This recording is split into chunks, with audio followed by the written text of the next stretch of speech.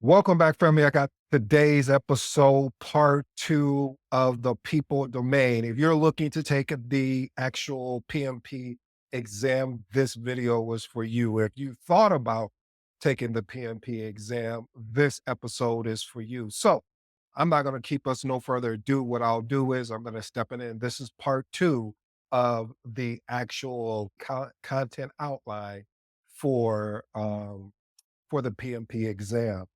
So one of the things that's crucial here, family, that you need to understand, we have part one. What I will be doing for you is combining part one and part two together to make it easier for you.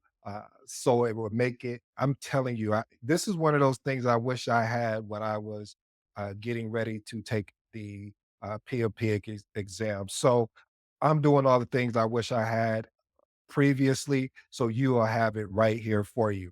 So here we go. Let's knock this out real quick and we'll take it from there. So, again, just as a reminder, how the tasks are distributed across domains. For the people domain, there are 14. Process is 17. That's your biggest one, of course. And we will be doing a full episode on that. We'll probably break that down part one and part two. And then the last and final one is business environment, which consists of 35, which brings the total, grand total to 35. So let's get into task number seven. Task number seven is addressing impediments, obstacles, and blockers. There are four components here that you want to look at. First one, and I say components meaning part of the task. So determine critical impediments. What does that mean? Let me expand this a little bit more. What does that mean? Determine critical impediments. This means basically you want to be able to identify issues and how they impact the project and what are the potential roadblocks that are getting in the way. It's more or less about being proactive versus reactive. This is the way that I look at it and I view it in the content outline. Number two, prioritize issues.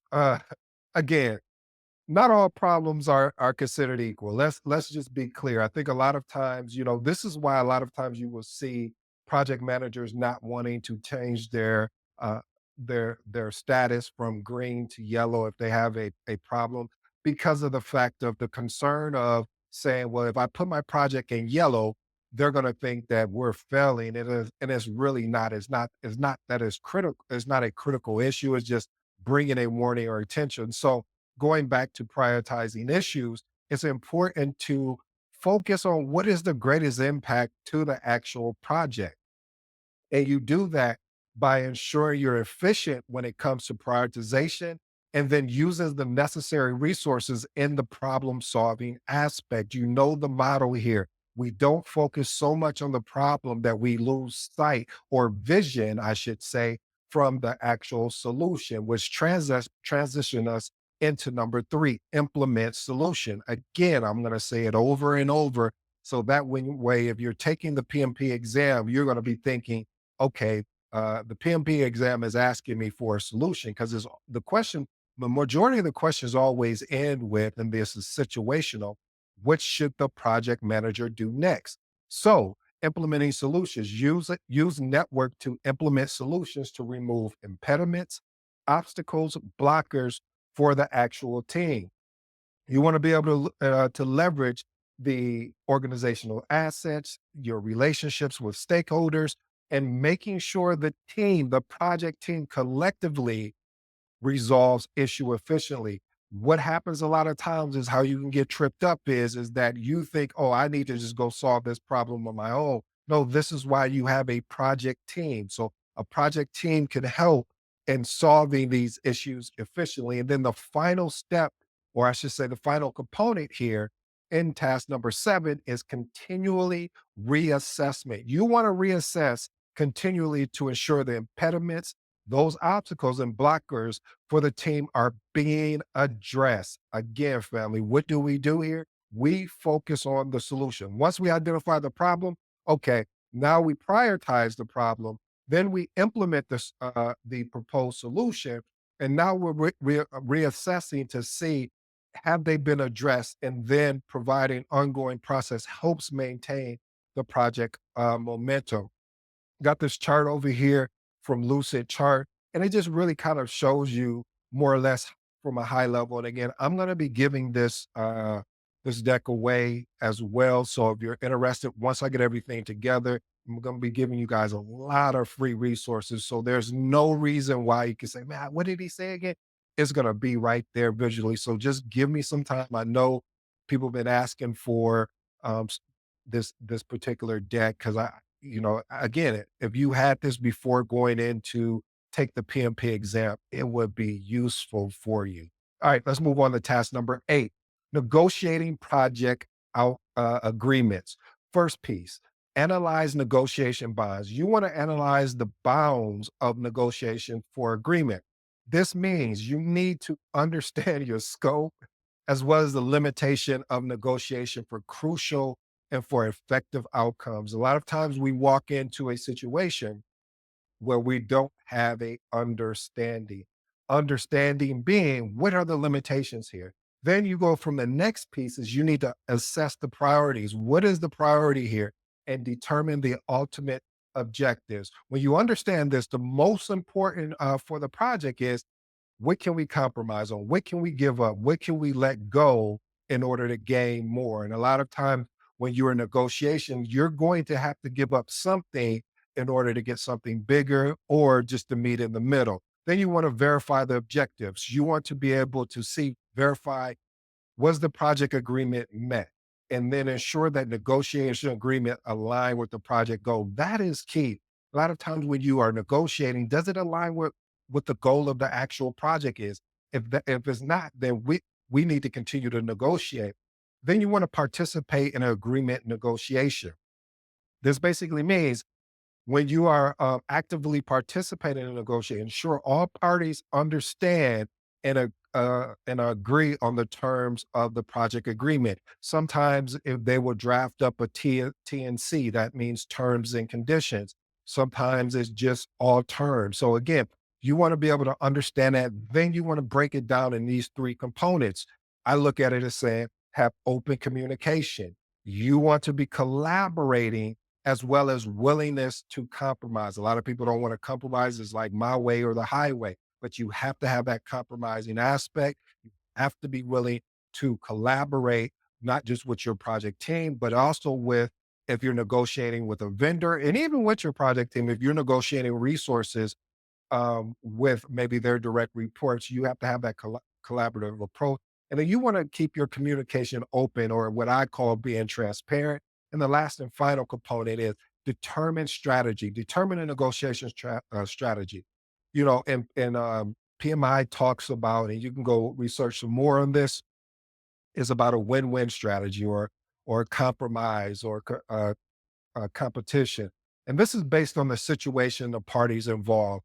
Each one of these particular negotiation strategies, I may just even do an episode on that, on the negotiation strategies that are described in the PMBOK, because I think it'd be very important for you. Sometimes we forget this is what makes it awesome to be a project manager, because you just don't leverage just one skill set. You may be negotiating at one moment, may be practicing a communication skill set at the next moment. So again, task number 8. Let's get into task number 9. My favorite task is collaborating with stakeholders. First of all, you need to evaluate engagement needs. We as project managers sometimes get in our own way because we don't evaluate the engagement needs for stakeholders. We need to understand what is the stakeholder's interest, influence, and preferred communication methods. If you've been paying attention to me for a while, I know some people don't like this, but even the PMI backs me up on this and say, what is their preferred communication method? Not everyone wants to get an email. You can document it through email, but they may say, could you ping me in Slack or Teams first, and I can go and look at the email. So you need to be adaptable and adjustable to the preferred communication method. Next piece, optimize alignment. This basically means is that you want to understand the alignment between stakeholder needs, expectation, and then of course the overall project objective. When you do this, what happens is ensuring that the project objectives is aligned with the stakeholder expectation. Where possible, you manage expectations where they're not met at. So One of my biggest things that I always say is a lot of frustration comes from the lack of managing expectation. If we don't set a solid expectation of what's going to happen on this project, our stakeholders, our project team, et cetera, will get frustrated. But we're talking about stakeholders. So you want to be able to manage expectation, set clear expectations, and manage those expectations so we don't have to have a back and forth about what the expectations were established. The last and final piece here is build trust and influence. You want to build trust and influence stakeholders to accomplish the project objectives. You use various techniques, sort of like stakeholder buy in and support for the project objectives. This is why I always talk about in order for you to build trust and to have and influence, you need to build a relationship and not a fake relationship. As I say, a very authentic relationship of learning more about your stakeholder, because if you don't, what's going to tend to happen is they're not going to buy into you. They're just going to see you as someone else.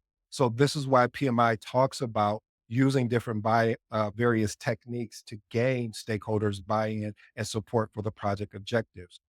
Task number 10, building shared understanding. One of the things, as I always talk about, is when you look at a problem, stop looking at the surface layer. Even PMI really addresses it here. They say identify the root cause.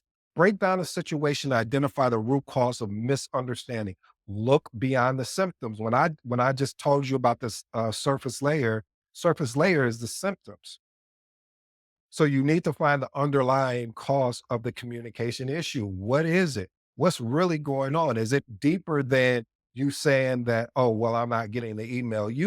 We know you're getting the email because I just seen you. I put a read receipt on there. So you clicked on it. So it may be more than that. The root cause may be that there may be a resource constraint in this particular stakeholder is really just has a lot going on. And so you need to help them. And helping them is identifying what the root cause of why they're not reading their emails effectively if you're communicating via email. Reach a consensus. Survey all necessary parties to reach a consensus. Involve relevant stakeholders in clarifying and agreeing on project elements. Number three, support agreement. Support outcome of party agreement. Once shared understanding is reached, reinforce. I'm going to say that one more time for the third time. Reinforce it through documentation and consistent messaging. Again, you know, one of the models here, documentation beats what? Documentation beats conversation. So let's document. And the last and final thing is investigate misunderstanding. There still may be some misunderstanding that is going on. So you want to investigate the potential misunderstanding and watch this, family. Let's not reactively, let's proactively address areas where miscommunication might occur to prevent any future issues. Task number 11, engaging and supporting virtual teams. You want to be able to examine virtual teams' needs, and that may be, let's consider the time zones. I keep telling you, we work in a global economy now, especially as a project manager. I may be working with someone in the UK, maybe be working with someone in Africa. So I have to be able to accommodate. Is really and I guess I'll go into the next pieces, investigate alternatives. What does those alternatives look like? Maybe this week we meet in my time zone. I'm in North America, so maybe we meet in my time zone. Next week we meet in their time zone. Maybe they're located in Brussels or Argentina, or you kind of get where I'm going. And then you want to find communication tools and co-location tools that for virtual team members' engagement. You want to explore various options to ensure the biggest thing that PMI talks about and that I share here is effective collaboration. The next point, implement engagement options. You know, a lot of times when you work virtually, you can see there's a strain on engagement options. So you want to implement options for virtual team members' engagement. Use appropriate collaboration tools and communication methods to keep virtual team members involved. I don't know why I see that more and more where because you're virtual, you'll have a tendency not to really keep the communication method open to ensure everyone is involved in what is going on. The last and final one is evaluate effectiveness. See if this is working. Continually evaluate effectiveness of virtual team members' engagement and regularly assess if virtual team members are fully engaged and productive and adjusting approaches as needed. You have to be willing to adjust based on your team's engagement and their productivity.